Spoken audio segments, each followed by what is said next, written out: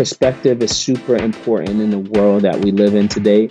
There's a lot of darkness and there's a lot of evil out there, but there's just as much good and just as much positivity and just as many people that want to see you thrive and be successful. So like I want to like make sure I focus on those things and be joyful and be grateful and bring those things into the world.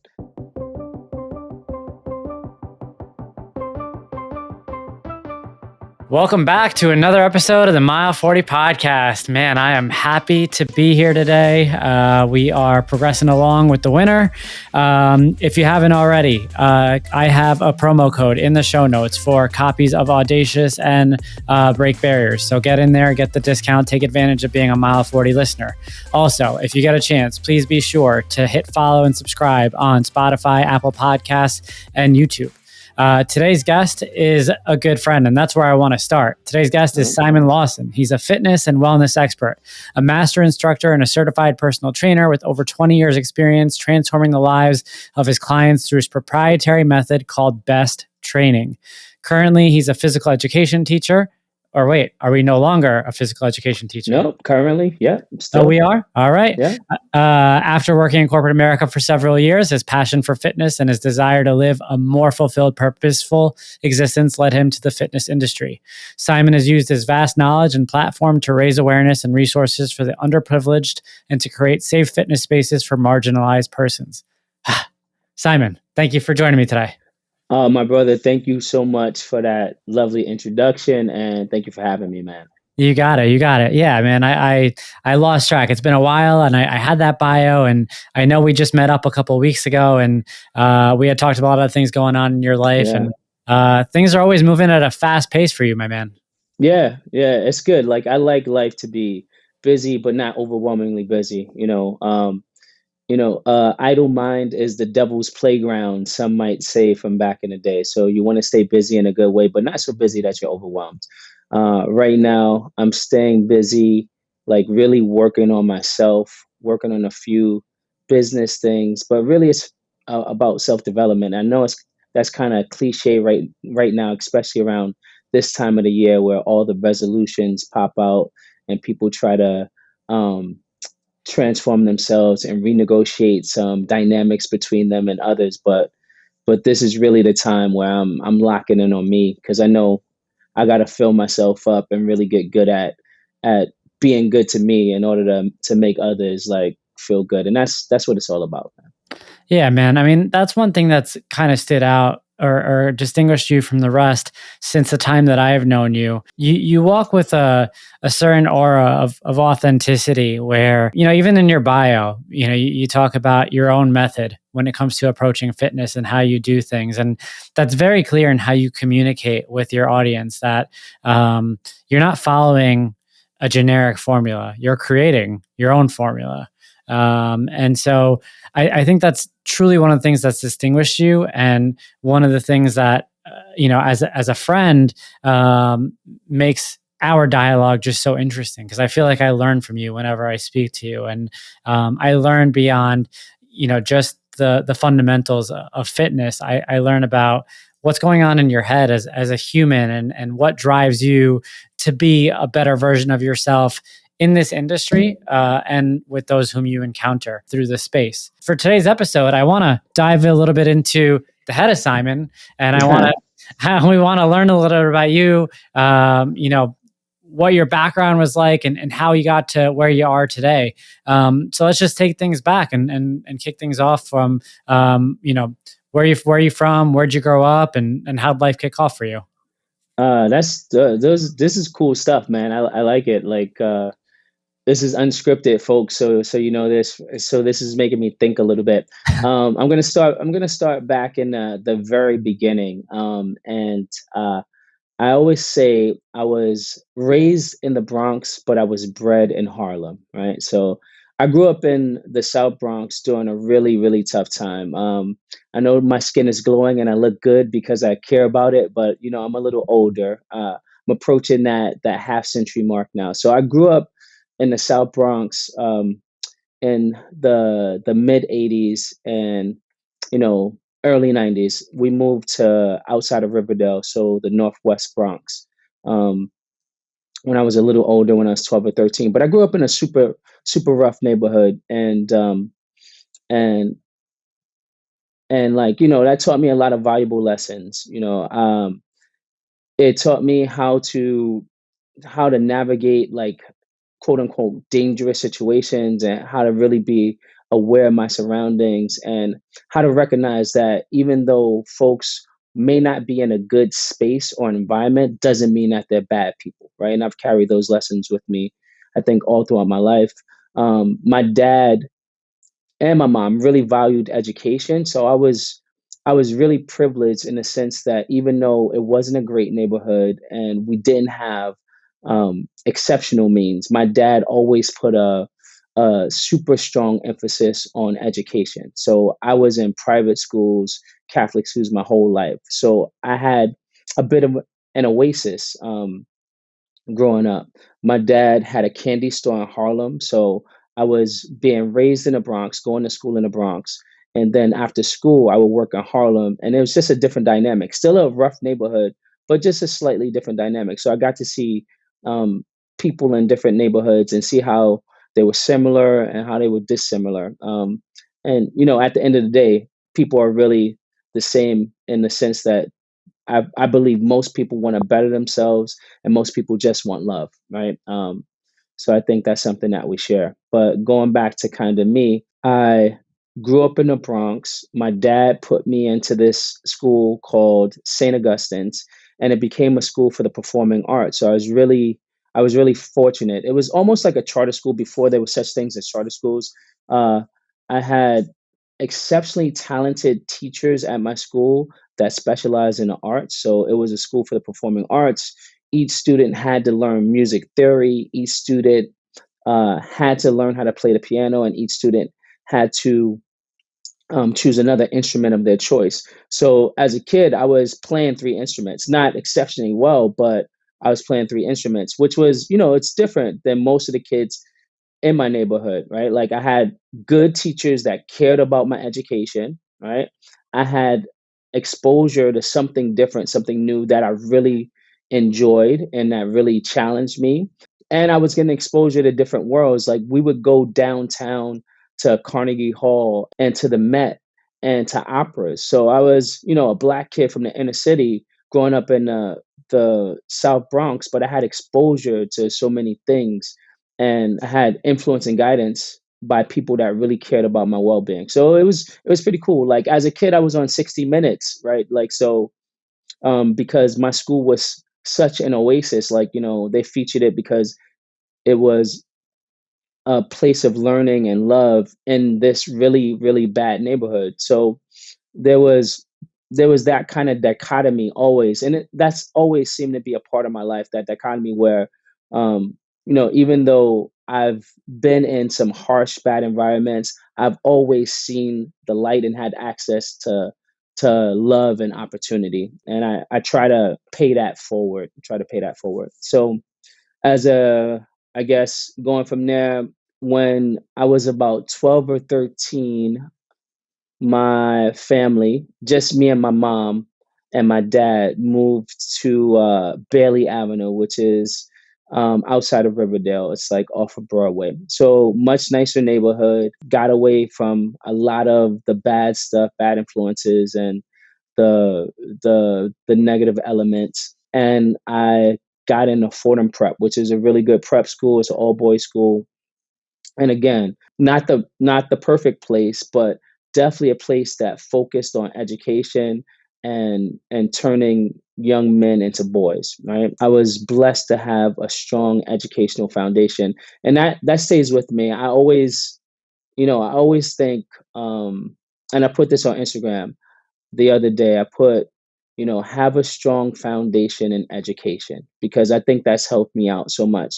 So I have a lot of certs now. I won't go into them, but I have a lot of certs, and I try to stay up to date on my education. I'm always reading. I'm always learning, not just in the fitness world, but just about things that interest me. Because I think you start to regress when you're not a lifelong learner, especially with what we do. There's always new science, new information coming out about the body's health and wellness, so you have to stay up to date. So I know this is kind of long-winded, guys, but we're No, gonna this get is there. you Yeah. this is good, man. I don't want to cut you off, but Yeah. first and foremost, I've Yeah. known you for a while now. I mean, you said it yourself. You aged yourself. I didn't realize that. Yeah. I thought you and I were the same age. So he is this guy is young and spritey for his age. So Yeah, yeah, yeah. That's I think that's a function of good living, man. Like the big wellness guru right now is Peter Attia, right? yeah, I'm yeah, sure most longevity. people, yeah, most people have heard of him, but like, it's all about longevity. And I think we discussed this when we were having lunch. It's not about living a long life.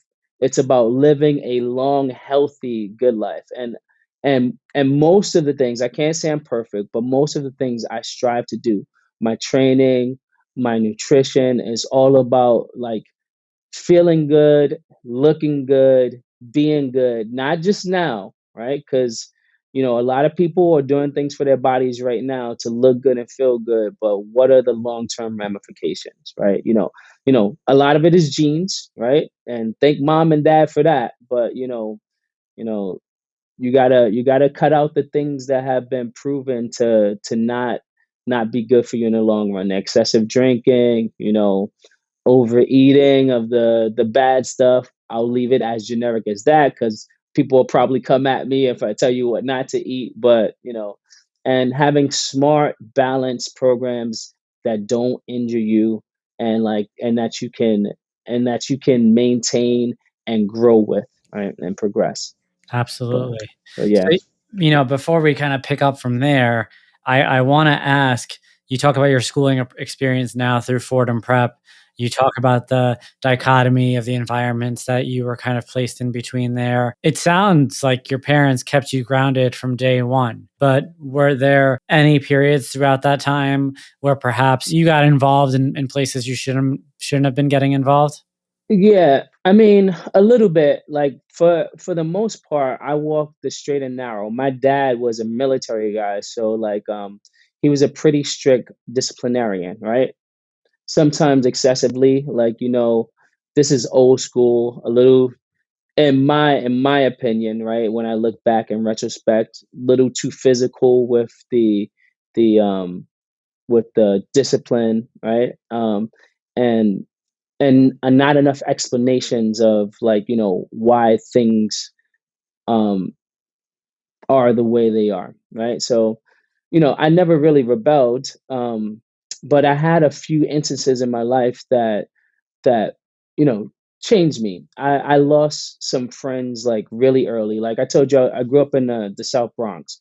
I um i my my brother's good friend, my brother's 6 years older than me, so I guess Andre, I'm going to refer to as Black because everybody called him Black. That was his nickname. He got shot when I think I was about 8 or 9, and like this was a time where like a lot of folks were falling victim to the crack epidemic, and like the cops didn't really care about these impoverished neighborhoods.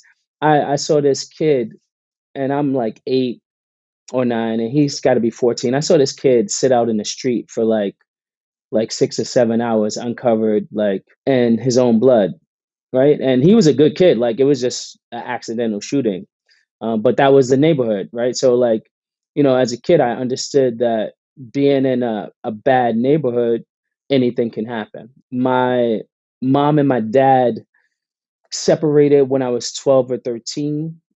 So my mom actually left, and she left without warning, and I didn't know where she went. So that definitely changed me. That definitely affected me, and I didn't talk about that to anyone. I don't think I've ever said that, right? Like I've never really said that. I have a great relationship with my mother now. We haven't discussed a lot of things. She was protecting herself, and she was getting out of a situation with my father who wasn't the worst person, but he wasn't really emotionally available, and he was verbally abusive. So she was getting out of that situation, and she needed something different.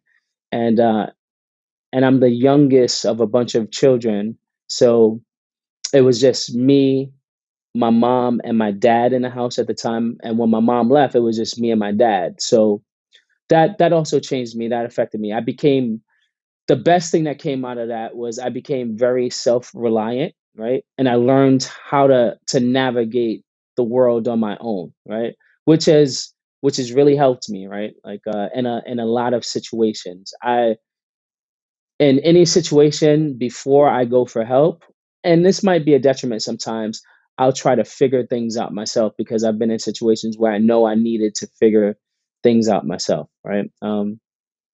So you asked if I didn't walk or if I got into some situations that I shouldn't have been in. Not really, but I had some things that really affected me mentally, and I think it it affected the way that I've navigated situations, and maybe it prevented me from developing like into a more, I guess, open, caring, nurturing, and outgoing person younger in my younger years, right? So I think those events, and I also I lost my cousin pretty early. I There was a period, I remember this visit vividly.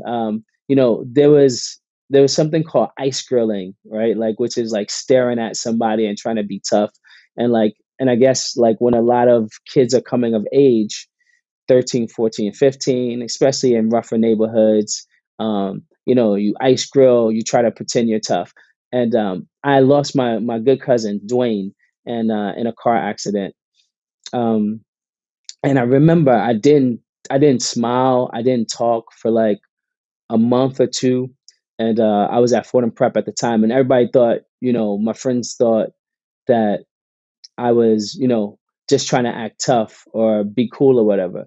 But I couldn't express, I didn't have the vocabulary and the ability to really talk about what was going on, which was like, I was hurting as a kid because this guy that I viewed as a brother to me had been killed, right? Kind of suddenly. So yeah. So I think as far as like getting into some bad situations, like doing anything stupid, nah, never. Like I never, like a lot of guys that I know, like sold drugs or like did illegal things like that. Never. I wanted to play football. I was focused on that. You know, I was an athlete. I was a pretty good student, right? I wasn't the best student, but I was a pretty damn good student, and I really tried hard to to be a good student, right? Because I wanted to prove to myself that I belonged at Fordham Prep, which was a predominantly white school, and the friends that I had there were also like high achievers. So I was in a group where we were athletes and we were trying to do well in school. So that was kind of my compass. Can you give us a sense of what that was like? Now I'm trying to do the math. Are we talking about the 90s or late 80s? Yeah, we're talking about the 90s. I graduated high school in 1993. Okay, so Right? I graduated. I, 93. yeah, I graduated high school in 1993. So I went into Fordham Prep in 1989. Right? So this is, I mean, like to put this in hip hop terms, right? Like so people can relate in that way. I think music is a universal thing. It's like Run DMC back in the days, like that LL Cool J, like that kind of old school hip hop, like early 90s hip hop, like almost pre Jay-Z and like pre Biggie, right around that time. Yep. So I went to a Catholic high school out on Long Island, 2001 to 2005. Mhm. And yeah, it was a predominantly white high school. But the black kids that were there, a lot of them played sports. Football predominantly was one of the main sports. But I say this because you brought it up. I do remember that they stood out like in a predominantly white Catholic high school. And this is 10 years after you graduated. And so, and I know in speaking to them, post high school and adult years, like when you're going through it, you don't realize what they're going through. And 10 years later, now they were like, "Oh, yeah, like, that was very isolating." Like, that was pretty isolating and, like, you know, and I'm trying now to kind of go 10 years behind that where you were and try to figure out the dynamic there, and what you may have had to have dealt with from that perspective. The school for the most part was good, but I think, there was no like diversity, equity, and inclusion Yeah, trainings for anybody back in the days like that, right? Like, you know, and I think people in general will gravitate towards groups that make them feel comfortable, right? So a lot of the black kids, the African American kids, would sit together and stick together. We had certain cultural similarities, right, and certain shared interests, and that's the same thing for the Italian kids, for the Irish kids, for the Czech kids, for the Slavic kids. But the thing is, we're visually different than those guys, right? Like, so I remember there was something called the black table, and I always like thought about this. I'm like, there's a million white tables out there, like, but nobody calls them the white table. And our dean, Mr. Bott, one time, this is just to give you context. Our dean, Mr. Bott, came up and is like, hey, you guys, break it up. And I'm like, we were just sitting down having lunch. Like, we weren't playing around, we weren't being loud. And, and he was like, break it up. And I was like, like in my mind, I'm like, break what up? And then like to top it off, right? At the time I know what's going on. I'm like, it's a bunch of black guys together, whatever. Like, I'll go sit with some of my other friends because in school, we had friends of various ethnicities and cultures, but when you came to lunch, that was your time to chill, right? If you knew a friend and you didn't have class with them, this was your time to get together and chill. But he was like, "Hey, Sammy, go sit at that table." He was talking to me, and my friends just bust out laughing, right? Like, because first of all, he didn't know who I was, right? Like, so it shows that there was a lack of caring and interest to actually know me as a person, as a student, right? But he just knew like it was a group of black kids there. But like the school was phenomenal, right? Like those are some isolated incidents, right? Like as far as I think as far as the what's most important is the student body, I think, at a place, right? Like there's a lot of things that come into play, but I think the student body was one in which like, you were friends with almost everybody. You had classes with folks, especially if you played sports, right? Like there's everybody on every sports team. And I think that's the great thing about sports, right? Like when people say it's just a game, I played football at various levels, and I know it's like more than a game, right? Like it teaches you discipline, teaches you teamwork, and it also teaches you the similarities between like various ethnicities and sexes, right? Like, competition is competition, right? And like working in a team format is is um is a great skill to have, right? So since I had teammates of various ethnicities and all my friends had teammates of various ethnicities, we went on trips together. There was a retreat called Emmaus where we would go and like spend time with folks. And you know, I loved my experience at Fordham. It wasn't perfect by any means, but I really liked my experience at Fordham. yeah, Right. yeah. No, I hear that, and I want to make sure that I call out the fact that same. I mean, like it was the same kind of thing, but it was just those. You don't walk through a person's shoes, so you don't know what they go through. And Yeah. so that's the important thing that I want to call out here is that um, being in the minority sometimes is overlooked with regards to how it could impact you, even if the experience is smooth sailing, but how it Yeah. could impact you in other areas of life later on, even when you look around and you're like, oh, like there aren't many people here that look like me. Yeah, yeah, like being the one is a real phenomenon, and I think we talked about that too, right? Like I've been in many situations, right? Like from corporate America, working at Marsh and McLennan, and I had internship at Ernst and Young, being like one of the few or the one. right? It plays on your psyche, and no one can deny that. Like, if you're of another ethnicity, like, you might not be able to recognize that because you haven't been the one, but I guarantee if you go into any place, right, and you're the one guy wearing red shoes, right, in a sea of of runners, and everybody has on black shoes, you're gonna feel some kind of way, right? Like, like, you're gonna feel some kind of way about that, right? Like, and whether those thoughts are real or not, whether people see you how you think they see you, or not, is irrelevant, right? That is irrelevant. The thing that's important is that you have these feelings, and those feelings should never be dismissed or unvalidated, right? Yeah, no, you're spot on, my friend.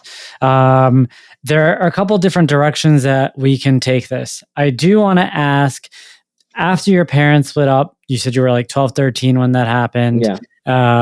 Where were your siblings at the time? So my siblings were out the house already. My brother's 6 years older than me. My sister's 8 years older than me, and then my eldest sister is 10 years older than me. So I was the only one remaining in the house. Got it, Right. got it. That's why they were all at Yeah. the house at that point. Yeah. Got it.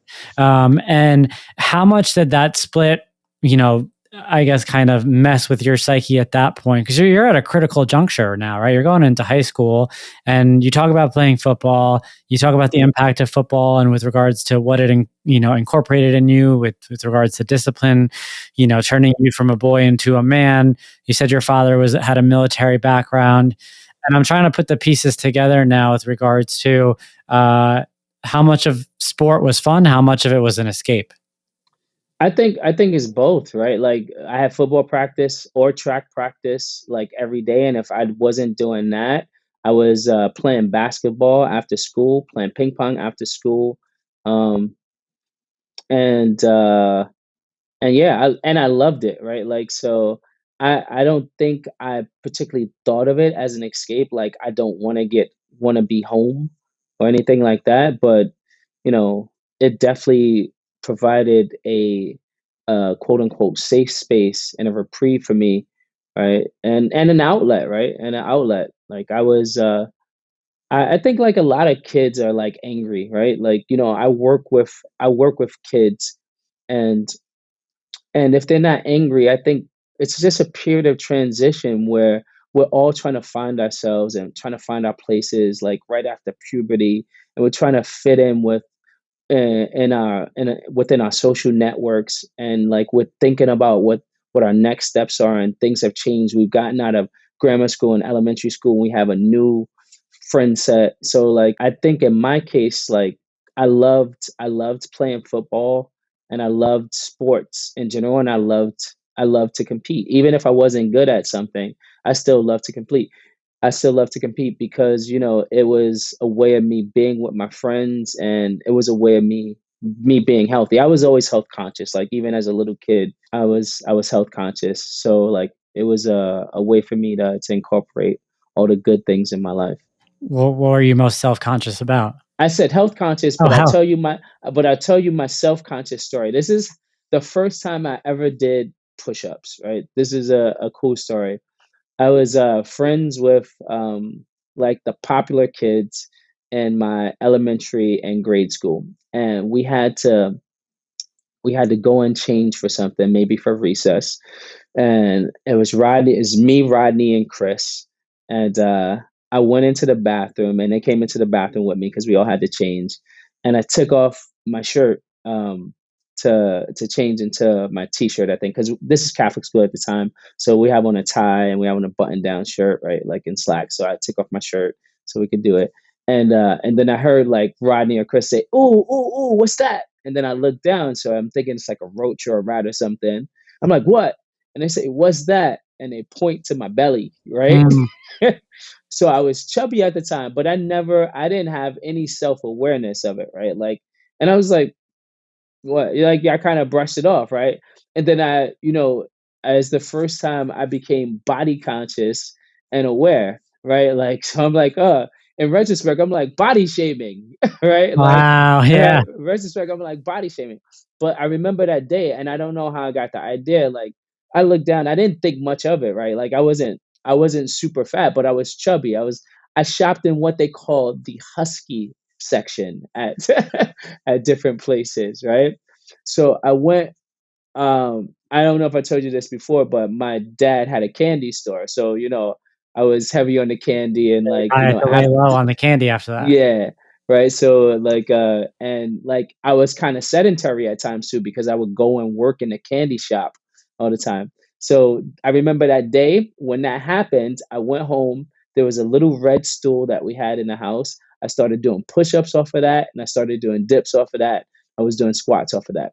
I had to be like this had to be maybe 6th grade or so. And I don't know where or how I knew how to do these things, right? I might have seen them in a movie or a magazine, but I knew like exercise. I quoted exercise to losing my stomach, and I think in retrospect, I think I equated that to being accepted by friends as well, right? Like like these were my good friends, and they were just cracking jokes, but I'm like, this is something that's separating us, right? So So, wow, you bring up some really good points there. I want to ask, when did you determine that football was going to be the path forward? Because I want to get into that really quick. Because you mentioned playing at various levels. We got some Bills fans that listen to this episode, so we gotta drop that in there really quick. yeah. But let's talk about when you decided football was the sport of choice. You know what? I was decent at football. I wasn't great, but I was always determined and like a good athlete, right? So I was always determined and like a super good athlete. But I wasn't, I had natural ability, but like I wasn't exceptional.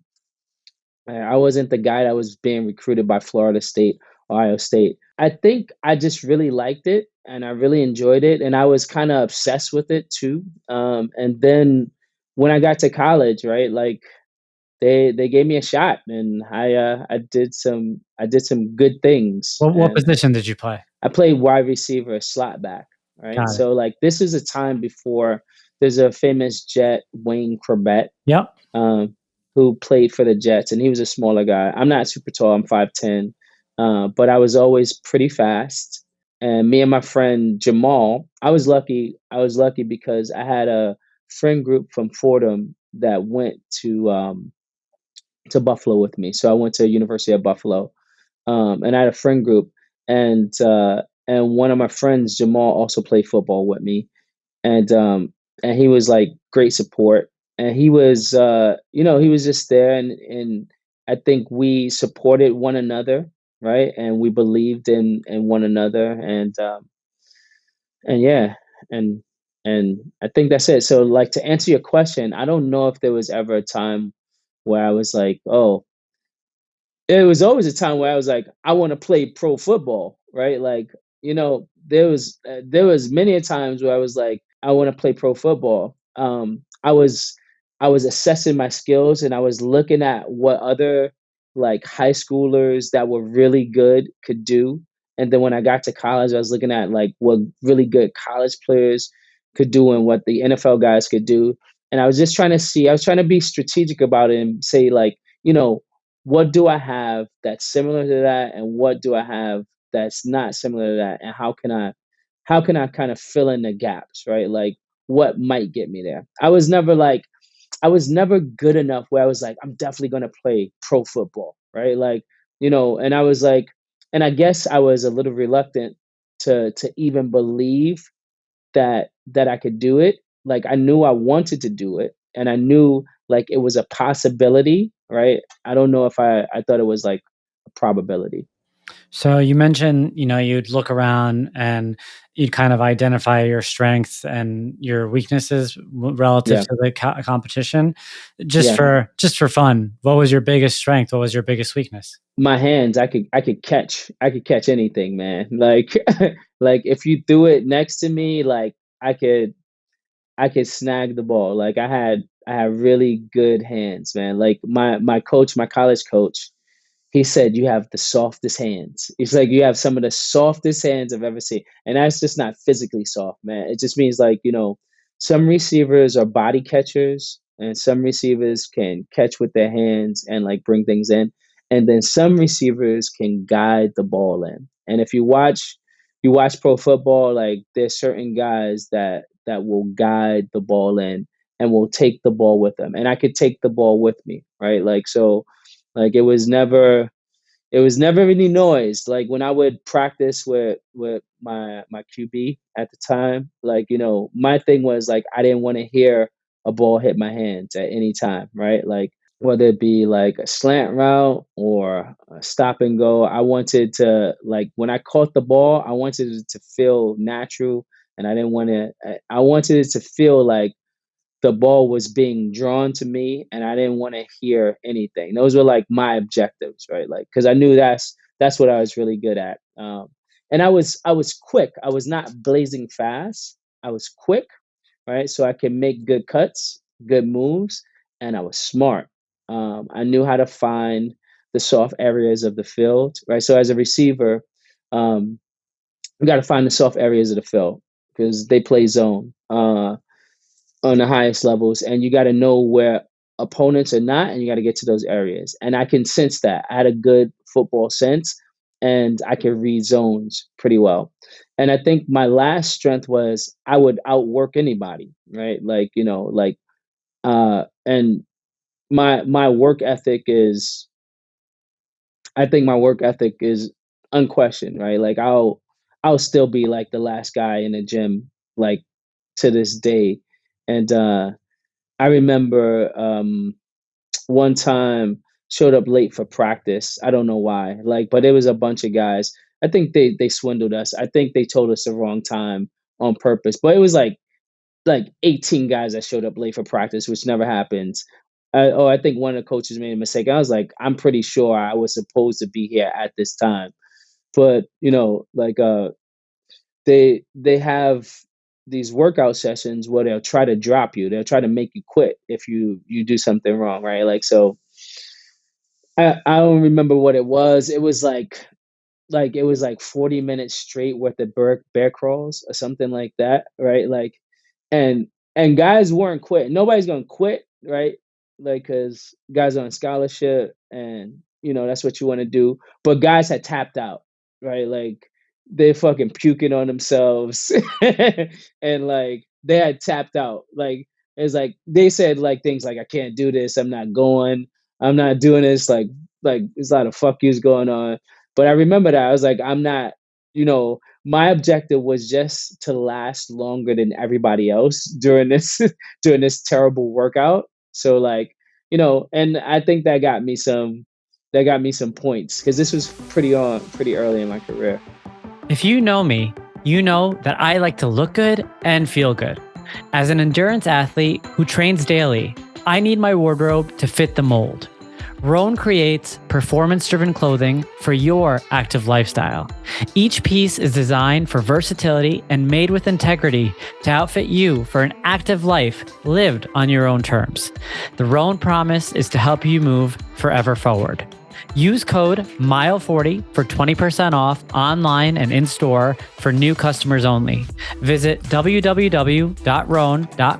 that's Rhone spelled RHONE, or find your local store and move forever forward starting today.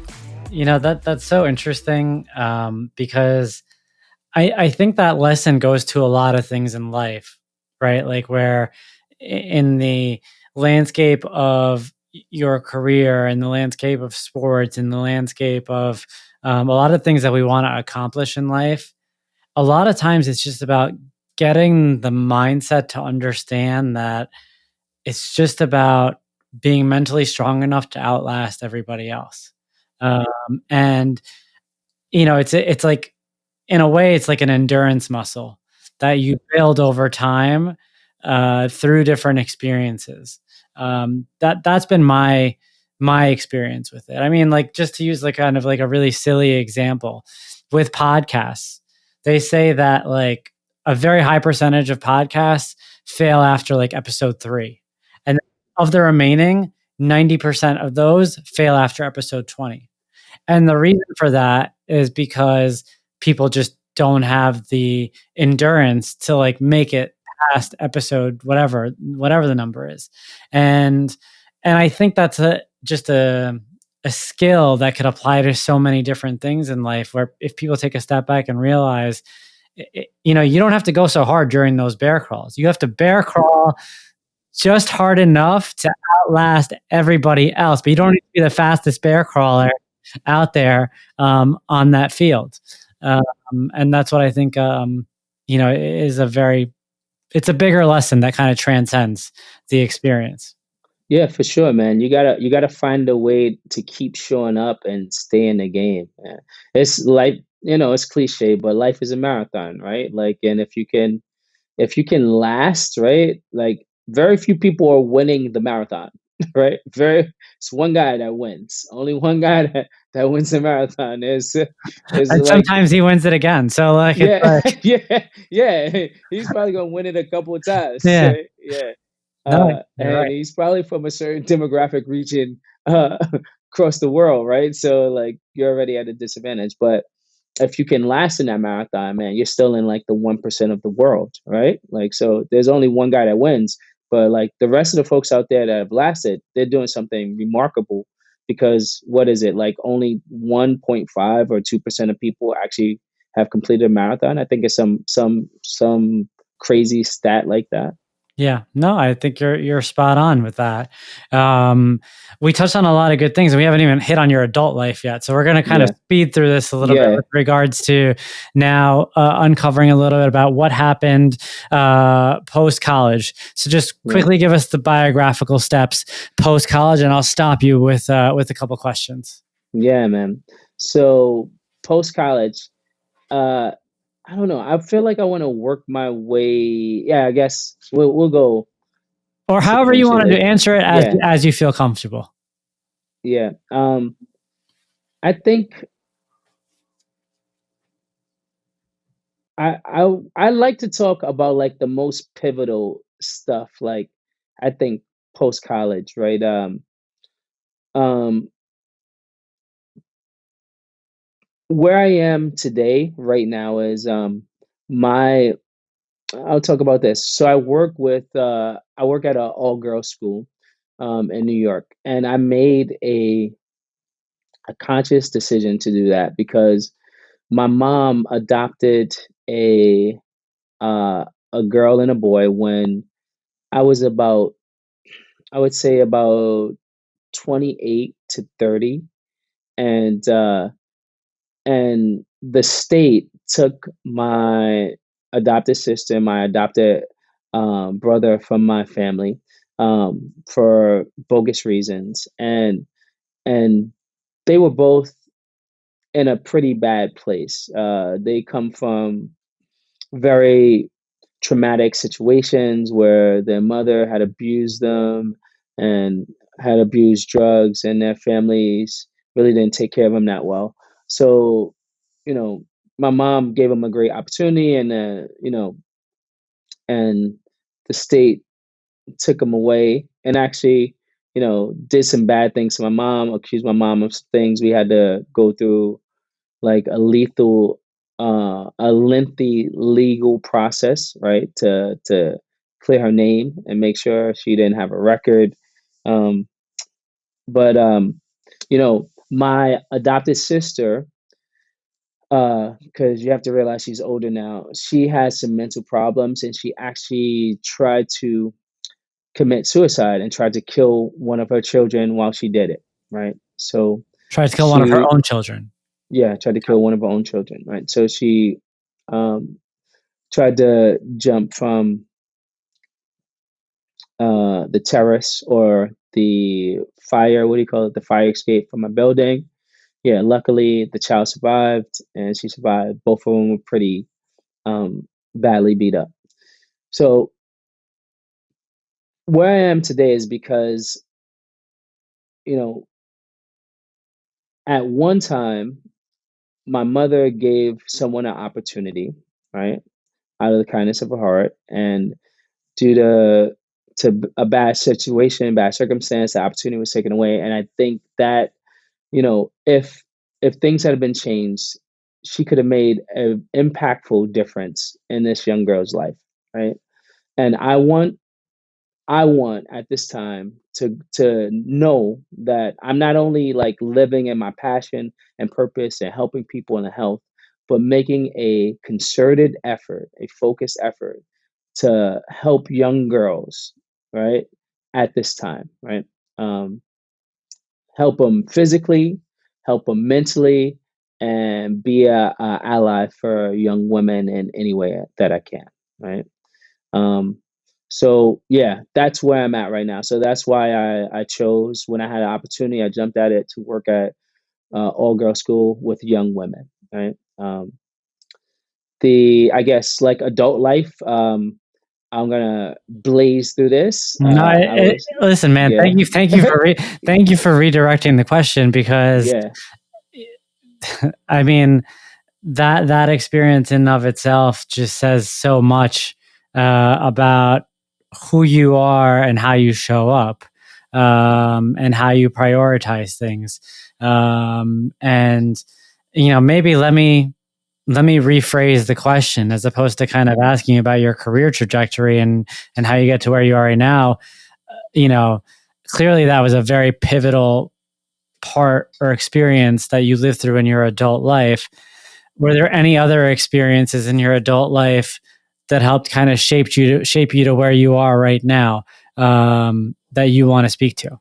I think this is something that affected like a lot of folks, but September 11th actually, right? Like I was I was at a school called Chubb, which is basically like a computer training school. So I've already graduated from Buffalo, but I have an interest in computers now and creating websites. And this school was across the street from the World Trade Center, and I was going there at the time. Um, I didn't have class that day or the day before, so I was nowhere near the site, but I was really familiar with the site, right? At this time, I had left, you know, before this, I worked at Ernst and Young and I worked at Marsh and McLennan, and now I'm working in a nonprofit called the College Board, right? And the College Board was situated on 42nd Street, and we shared the same building with Fox News, the good Fox News, like the local Fox News, right? And I just remember, I remember uh, going into work that day, and I arrived at work about 9:05 or so, and then my boss at the time, Tom, is distraught, and he has like this weird look on his face. I hadn't seen the news before I left home, so he kind of briefs me on what's happened. We all go to Fox News, and they have a bunch of TVs in the lobby, right? And we watch it, right? So you know, I think things affect people differently, right? But I stood there and I watched that and I wrote something. I went back to my little cubicle at the time and I wrote, "Life as we know it will be forever changed from this day forward. Don't be the same person you were."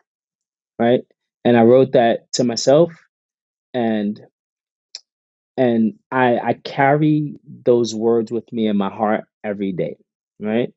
Um, so knowing that, you know, knowing that life I've and before this I've seen like, unfortunately I've seen a lot of friends pass.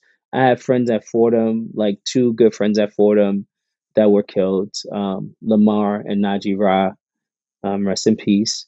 Um, Growing up as a kid, I had friends that passed, I had family that passed. So, the loss, it was nothing new to me.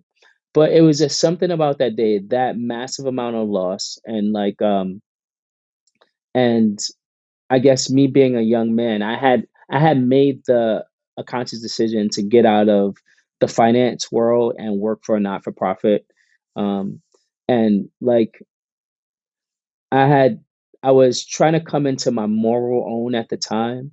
And and I think just experiencing that much collective loss as a community, right, made me really take take ownership of who I am and what I want to be, and like try to live uh uncompromisingly in my pursuit of like being me.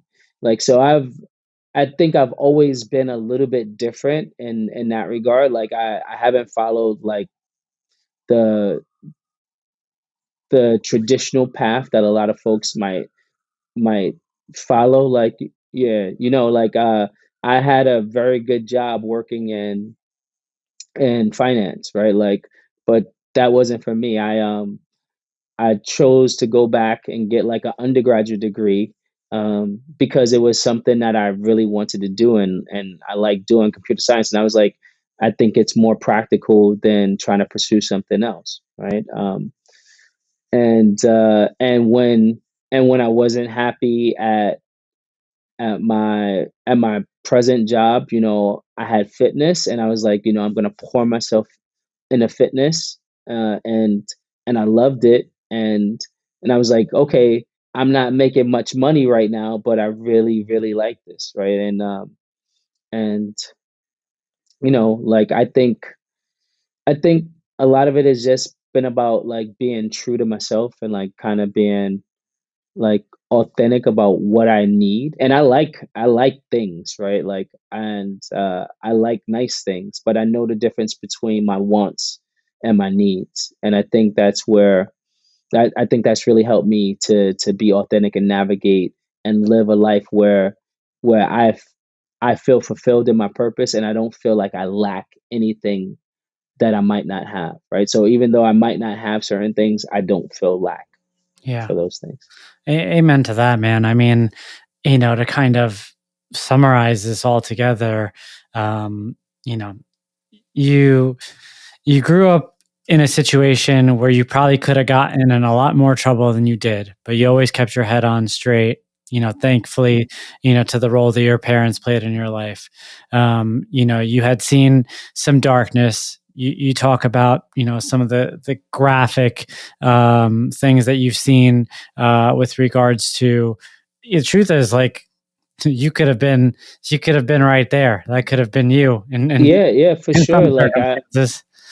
yeah, Um, and I've been in situations like, you know, where I was really close to some bad things, right? Like really, I mean like really really close to some bad things, right? Like so like I could have been that person that yeah, so you had a front row seat, and then you had to navigate high school, and you talk about coming to your own and being independent for better or for worse with regards to how you navigated some decisions from there on, and then walking us through the power of the story behind your mother and the adoption and the lessons of that whole situation. You've picked up so many pieces of your life that have shaped your perspective, and it's clearly evident. And so, to round things out and to kind of to close up for today, based on where you are in life today,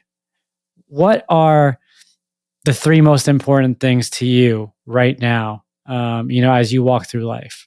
I think the three most important things are you touched on this earlier, right? Like being my best, right? And a lot of people will say that and not know what that really means because they have no way of measuring it, right? Like so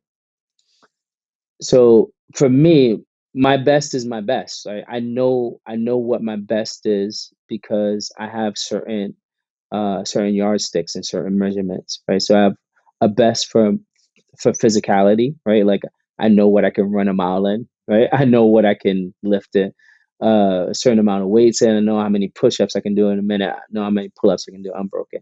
And I try to do the same thing with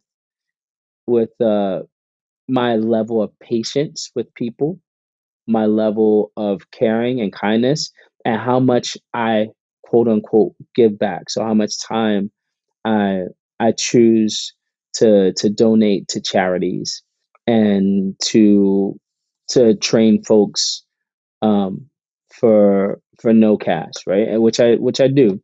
Um, so like that's you know that's me. Like so one is being my best, right? Like, but having really specific measurements of like what that is, right?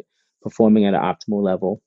Um, Two is having a real joy and wonder for life, right? Like, so that goes into being my best too, but I'm going to separate that because,